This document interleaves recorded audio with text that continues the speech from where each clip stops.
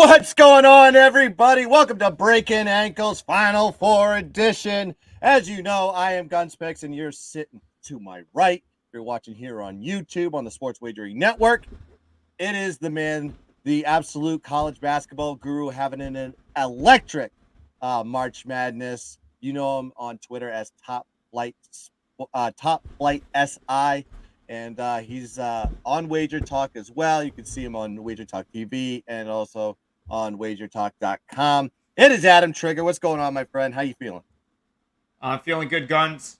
Last time you did that, it was in person, which was awesome. Got to see you do the Guns in person a couple weeks ago. We had that was an all-time weekend. I have to say, like, we hit every bet. What a good time! I've had Guns. I got to say this real quick. I've had like meet and greet type scenarios like that, or just not even meet and greet, just like scenarios where like we're all in Vegas together, March Madness, and it goes the other way where you're losing and it's absolutely miserable. And so like to be on the other end where we're like literally having the dream day of hitting like every single game was just epic. So and all of us I miss you. Yeah, I know. You, man. Oh, so like everybody was like, we're just going, okay, what are we doing on the cards? And we're all aligned as a group. It's just like this is gonna be fun. And man, I was like, I lost my voice. I think I got strep throat in after I left. I mean, it took me probably 4 days to get my voice back before I was doing shows again. And man, I mean, it was one of those times. If you ever have one of those meet and greets again, I'm telling you, people, you need to go to them. They're absolutely fun. It's a great crew, great time. But we're here to talk about NCAA college basketball men's Final Four. Now, the women's kicked off last night. We know who's going to be in the championship in that game, but we're here to talk about the men's. And let's start this off right with the first game that is on the board. This one tips off at 6:09 p.m. Eastern Standard Time. It is FAU, the Owls, who have been absolutely running red hot, but they're going against a pesky San Diego State Aztec defense. And I think we align on this one, Adam. Tell the people what you like in this game. Yeah, so when this got bet up to 3 earlier in the week, I jumped in and took 3 basically everywhere I could. Gave 3 out to my clients at Wager Talk. So that is 4% play. That's the rating system we use over at Wager Talk. It's what almost all of my plays are. Basically, it means it's a bet for me. Florida Atlantic +3. I made this closer to a pick. I think these teams are very even. I feel like, Guns, I don't know if you've picked up on this at all, but it feels like there's a little bit of a narrative that, like, San Diego State is, like, the David and FAU's the Goliath a little bit, where... Yeah. And I totally disagree with that. Like, the Mountain West and the Conference USA are not that different. If anything, I think they're very similar, and... This was just a year where the Mountain West coming into the season had got more respect than the Conference USA, which has been a disrespected basketball conference for years, in my opinion. Look at what Conference USA has done so far in the postseason. 2 teams just run the table in the NIT, UAB and North Texas. With North Texas winning, I mean, both of those teams, you could have made a really strong argument that North Texas could have been a tournament team. UAB with Jelly Walker, if he doesn't get hurt for a stretch of time, they might be a tournament team. Florida Atlantic was the best team in that conference all year, and now they're in the Final Four. So I'm just not buying that San Diego State is this better team, better conference. I think they're a very good team, but I also think that they've been a little bit fortunate. Teams are shooting 17% against them, Guns, from 3 in the tournament. I mean, listen, San Diego State, they're good, quality team that plays very hard defense. They rebound. I'm not trying to dispute any of that. But what I do think, like, I don't care how good their defense is, teams shooting 17% against them from 3 is a little bit fortunate. 5 for 44 in the past 2 games combined. I actually think, I have this feeling, Guns, I'm not a totals guy, but it feels like this is probably an over today because everyone likes the under. Right. And if that's going to happen, Florida Atlantic's probably hitting some 3s. They were top 50 all season, 3-point shooting, 36.7%. And if this does get into a game where the offense is flowing a little bit more than people expect, I would much rather have Florida Atlantic and their 6 or 7 guys that can all really play than San Diego State's disjointed offense. Matt Bradley hasn't looked great. Trammell was awesome at Seattle, but like I don't really trust their guards. Like I trust FAU's backcourt. It's deep. It's experienced. I'm taking Florida Atlantic +3. I will not be at all surprised if they win this game, but I really do think that the 3 points are nice value there. That's what we're talking about, folks. And I got complete alignment in this one. I want to say, Danny Delp, what's up, my man? Saying hello in the chat, of course. Sam always joining us. He loves FAU today. And guess what? I love FAU a lot in this one. This is my best bet of the day. I love them +2.5, and I also love them money line +126. Breaking down these games, FAU's just had a tougher schedule getting here, and they've done it well versus good defensive teams. If they're going to beat this San Diego State team, they're going to have to beat this defense that's ranked 4th in defensive efficiency, okay? So let's break down these two teams. San Diego State's not going to beat you on the offensive end, okay? They're sloppy. They don't make a lot of shots. They're 75th in offensive efficiency, 223rd in field goal percentage, 76 in offensive rebounding, 142nd in free throw percentage. Continuing that point, if you break them down, 3 points is 2-point shots. They're 179th in 3-point percentage and 239th in the country in 2-point percentage. They were missing dunks, folks. Yes, if you watch that, they're missing layups. They're missing dunks. They can't make shots. So offensively, I ain't worried about the Aztecs. But when you're looking at the FAU defense, they are really good. So 30th in defensive efficiency, 15th in defending shots, 51st in defensive rebounds, 70th in defending the 3, and 11th in defending the 2. They hold their opponents to 44.8%. FAU's offense, just as balanced, folks. 24th in offensive efficiency, 25th in field goal percentage, 89th in offensive rebounding, and continuing that point, they're 44th in 3-point shots and 38th in 2-point shots. Now, I want to bring up a game here because they faced the number one defensive efficient team in Tennessee, and the way they beat them is distributing the basketball, making the extra pass, making the team adjust to them, and that's what FAU does. They have so many shooters on that court. They play a 1-4 set. They have a 7'1" guy down low, and they play a lot of guards around the arc. That's how they're going to beat you. And I think the guard play is going to really frustrate this Aztecs team. Now you break it here. So I broke down the defenses and I broke down the offenses by every single game they played in the tournament. Okay. So San Diego State played College of Charleston, the 148th in field goal percentage, held them to 41% from the floor and 20.8 from 3. Furman, 18th in the country in field goal percentage, 41.7% from 2, 23.1% from 3. Bama, they beat Bama outright. Absolute upset on that one. 88th in field goal percentage, 45.5% from 2, and 11.1% from 3. And then Creighton, the sloppiest game I've ever watched, in my opinion, and Creighton almost pulled that game out. 52.6% from 2, 11.8% from 3. So what I saw in that game is just not distributing the ball around and getting guys open for shots, where you have a FAU team that can do that. Like I said, you saw them against Tennessee, and what did they do? They did only put up 26.1% from 3, but I'm sorry, I'm looking at the defense. Let's go back here. They were 56.5% from the 2-point range, and they put up 62 points on the number one defensive efficient team in the country. Also, the depth factor. This is what San Diego State's really been having an advantage in these games. A lot of these teams only go about 5 to 7 deep, and you have a lot of guys going 30 minutes plus, where San Diego State goes 9 deep. They're 30th in bench minutes, but guess what FAU does? They're very deep as well. They're 15th in bench minutes, and they go 9 deep. So as far as rest factor, as far as getting gassed, FAU and San Diego State are going to be dead even as that one, and that kind of takes away an advantage from the Aztecs, in my opinion. So everything that I've looked at, all these boxes are checked. I think this game is these teams are going to be down to the last possession. And if you're sitting here with a +2.5 ticket, I'd rather be with the team that can make the shots down the road. And FAU can, San Diego State can't. So give me FAU +2.5 and the money line +126 as the play here, folks. As we go into the chat, Don PLA, what's going on, brother? Michael always joining us. What's going on, my friend? Man, and it looks like Michael likes UConn first half so far. Man, let's go into the next game because we may have some alignment there, Michael, as we go into the second game on the board. This one may start on time. We'll see how the first game goes. But it's Miami versus UConn. This game tips off at 8:49 p.m. Eastern Standard Time. Houston, Texas, NRG Stadium will be rocking. This is the game of the night. I have a 24-1 ticket on this one, riding with the UConn to win the national championship. And Adam Trigger has what, 30-1?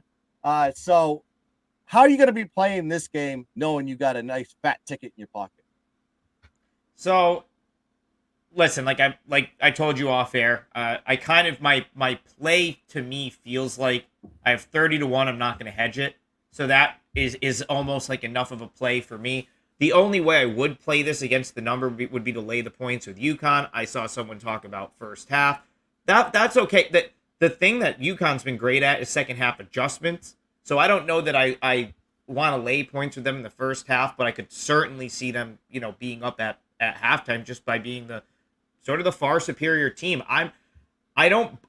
Listen, Miami has played a great tournament to be here. They've really stepped up defensively when it's mattered. From an effort standpoint, we saw it in the very first round against Drake, pretty much wiped them out the last 5-6 minutes of the game. Of course, the Texas game, Jim Larinaga making a great adjustment. Final 9 minutes of that game, his team played extremely hard. But I go back to that Texas game, Guns, and I just can't help but wonder if Chris Beard is on that sideline. I feel like Texas wins that game. I think Rodney Terry got out coached. He's not a guy, I never was a huge Rodney Terry guy when he was at Fresno State or UTEP. So I don't know that, Jim Larinaga is an outstanding coach, but Dan Hurley is more on his level than someone like Terry. And I think Texas somewhat squandered that game, just based on the way it played out. My thing here is UConn, whether they're up early or not, I don't know that Miami has the answer to all the different adjustments they can make. So what I mean by that is, let's say UConn's not hitting at a 40+% clip from three, like they've been all tournament. Okay, well, they can play through Sunogo in the post. They have Donovan Clingan, who they haven't even had to really push past his comfort zone yet of 12 minutes per game. I'm certain that Clingan is capable of playing 15, 18 minutes a game if they ask him to, which goes to, that's okay. So Sunogo, let's say he gets in foul trouble. Well, they have an answer. They can go to Clingan and let him play extended minutes. Yep. Miami doesn't have an answer for O'Meara getting into foul trouble. If he were to get into foul trouble, that game would be over. They'd be down 20.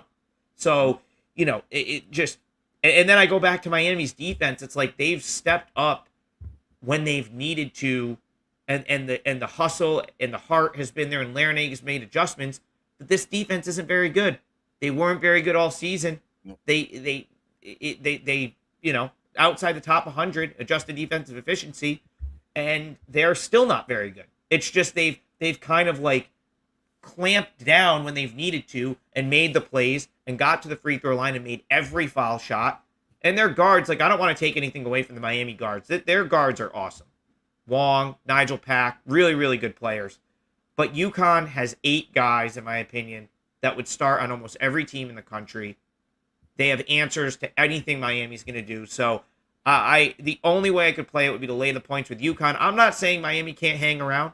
They could pack or someone could completely go off. But Miami's going to really need to make a lot of shots and a lot of tough shots to be in this game, in my opinion. So I would lay the points with UConn. Me personally, I'm probably just going to ride out my 30-1 ticket and not hedge it. But I do like the Huskies. I just don't think that Miami is on their level. Shots fired from Adam Trigger. They put the trigger in his name for a reason, because he's firing with Guns Picks on the Breakin' Ankles show, Final Four edition. I do love the take. Can I comment, Guns? I want to answer Michael's question real quick, or his comment. He's right. Yeah, the only game it was St. Mary's. They've been up at the half in every game. I was at the St. Mary's game in Albany, New York, where I grew up and down the road from where I'm from. I actually thought St. Mary's was the most difficult matchup for UConn this whole tournament from a style standpoint. And that's what I'm talking about with adjustments. I sat right behind the UConn bench. I could hear Hurley the whole time. I was in the second row. And St. Mary's completely frustrated them in the first half. And they went in and started to play through Sunogo. And St. Mary's they had no answer in the second half for UConn's adjustments. And that's kind of what I think could happen here. So I wanted to comment on the St. Mary's game. because I was sitting right behind the UConn bench for that. Yeah, game. you had good seats in that game. I mean, when you look at this game, in my opinion, it's just there's such a big gap between who UConn is and who Miami is. Miami getting to this point from their statistical resume has just kind of baffled me. I thought I had Texas. I thought Texas was the better team. They were up 13 at the half. They were doing what they're supposed to do, and they let them off the hook. But Adam made a great point. Beard was not on the sideline. You didn't have your head coach. You had an interim coach. Probably didn't have a lot of experience dealing with a situation that big.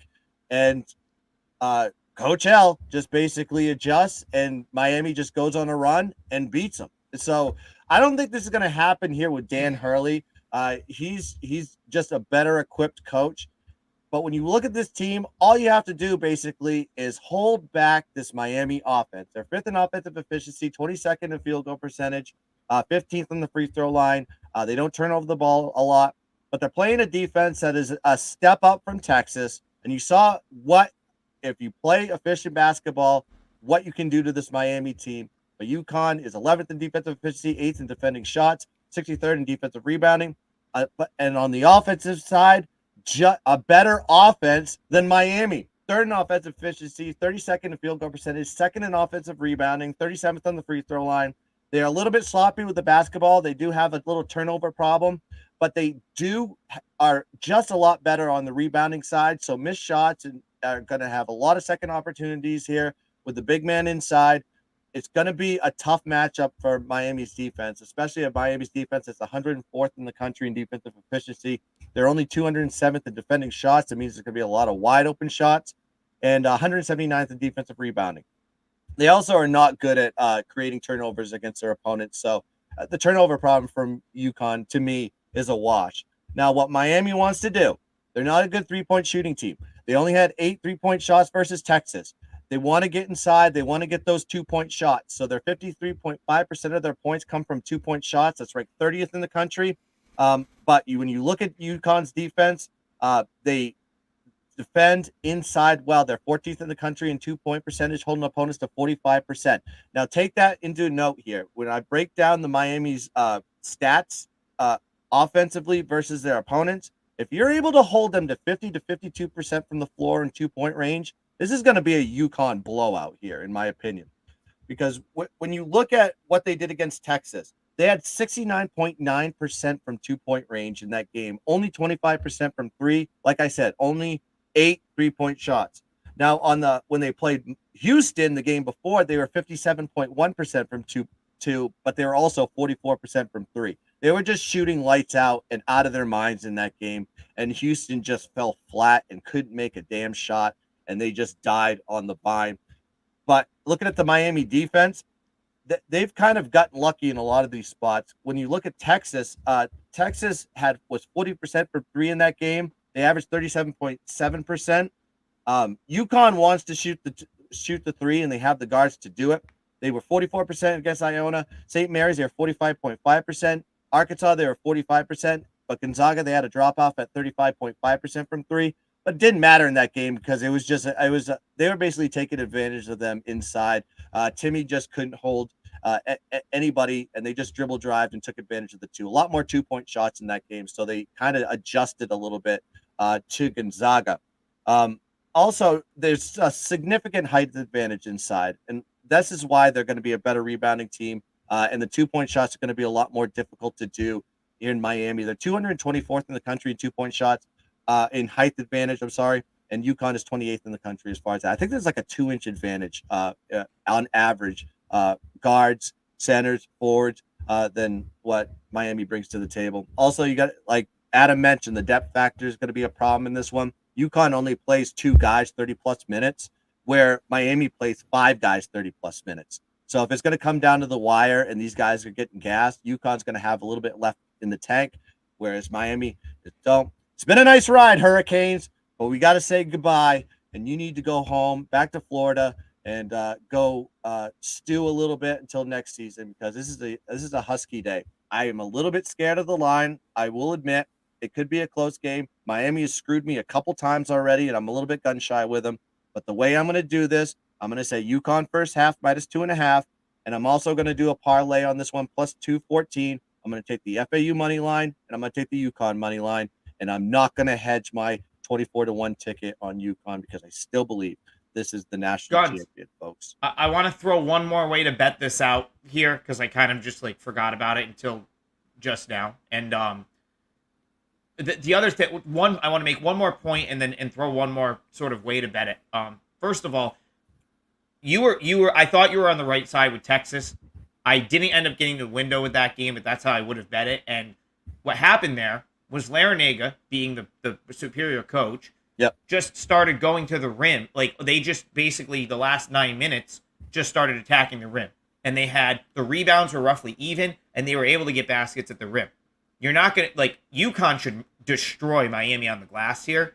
And Miami's also, like, there's not going to be, like, they're not going to just beat UConn at the rim the way they were able to beat Texas at the rim. So that's the thing I wanted to just sort of throw in, in addition to to our handicap. The other thing is, for whoever said UConn first half, a way you can bet this game, if you don't want to lay the points, which I agree, like this, even though I think UConn is the clear choice here on the side, I'm not ruling out the possibility of Miami being down 11 or 8, and then suddenly they're down 5, and then we're playing the foul game, and it's like, okay, Pack's hitting threes, and all of a sudden it's a 4-point game, and it lands 5, and we're on the wrong, you're on the wrong side of the number. Right. I do think the number is short. I would have made it 6.5 or 7 for what it's worth, but you could play the first half, and in your head know that you're going to come over the top with the second half if it doesn't hit. Yes, so correct. It's like, so you play the first half, you pick your whatever you want, and then if it wins, you're out. You're good to go. You go on your way.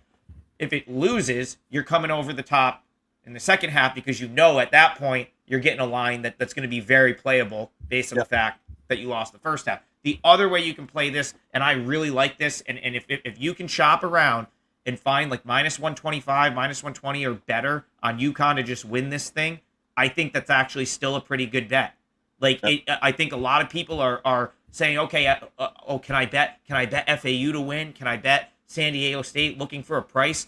Yep. There's no price anymore, right? We're at the Final Four, and now the best odds there is UConn at like minus 115 or minus 120 to win this whole thing. Some places have moved, but there's still some lagging behind that are out there at minus 120, minus 125 to win it.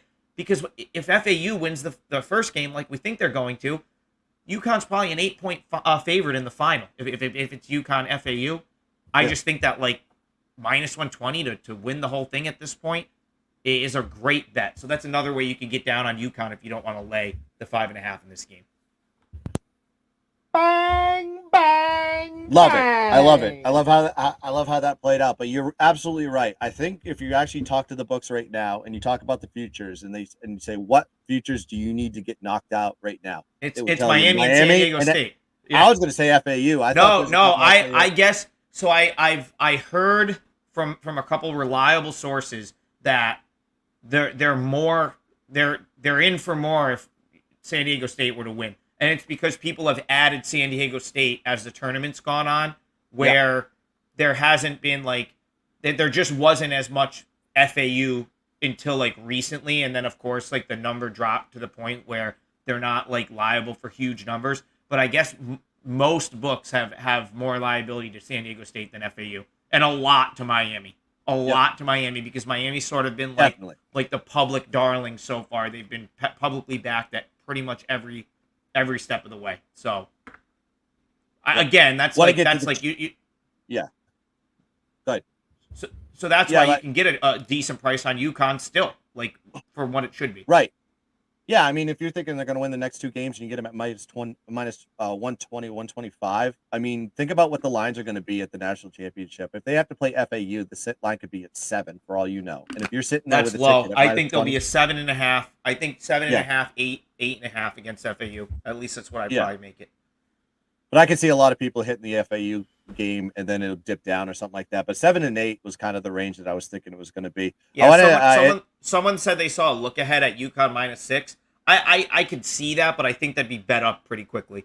So you're probably right, Guns. 7.5. Yeah. I want to talk exactly about this. What he said. What about teasing FAU up and Huskies down? Here's what I tell you about basketball teasers. Don't do them. It's like there's no value, in my opinion, in them. It's not like football where you can get over key numbers like 7s and 3s and 10s and stuff like that. There's really, in my opinion, there's no key numbers in basketball. It's just like you just basically, you're either going to take them to win or you're going to take them on the spread. That's kind of how I've always treated it. But I always look at the value of the money line in a lot of these March Madness games. To take a teaser on basketball, it's just, I don't see any value in it. Do you agree with that one, Trig? Oh yeah, you can't. Just don't even ask your local to disable that feature on your. Book. That's all you can do. But here's the thing: like, I really don't like money line parlays in basketball either. But essentially, what the UConn to win bet is essentially a 2-team money line parlay. But the reason I would like it in this scenario is I think the odds of that quote-unquote 2-team money line parlay in the futures market at -120 or -125 would be far better than the odds of actually parlaying those two teams together. That's the only reason I sort of like that bet. Because I typically wouldn't do teasers or money line parlays in basketball. It's going to net you out a loss long term, most likely. Absolutely, I completely agree. And Michael said he just got the parlay that I just mentioned, FAU moneyline, UConn moneyline plus 225. I love it, man. You got a better number than I did, so congrats on that. I did it late last night while I was doing my capping. I just want to make sure I got all my numbers locked in before I lose them. But to recap to everybody, those are the plays. You got Trig. He's going to be taking FAU plus 3, and he's also going to be watching the UConn game for maybe an opportunity to go take a second half. Guns, I'll sign off on that UConn to win at -125 or better. Okay. I'm just sitting on so much on UConn to win this thing at good prices that I don't need to bet that. But if I didn't have that UConn future, I would gladly make that bet. UConn -120. I think that's a great bet. So those are the two I'll give out in the show. FAU plus 3 and UConn to win it. Try to find, take anything really, but try to find -125 or better. They are still out there at some places. Slapping the bookie right in the mouth and telling them UConn's going to win this damn thing. All right, I'm going to be taking FAU plus 2.5. Trig's got plus 3. I got also the money line plus 126.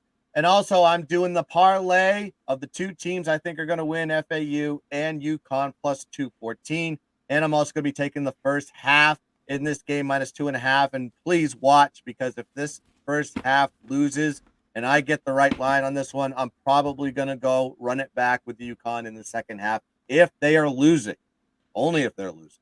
So that's going to do it here for the Breakin' Ankles show. Want to make sure I shout out my man, Adam Trigger. Had the most greatest time I've had in over a decade hanging with this dude, sweating bets. Tell the people where they can find you on the Wager Talk Network.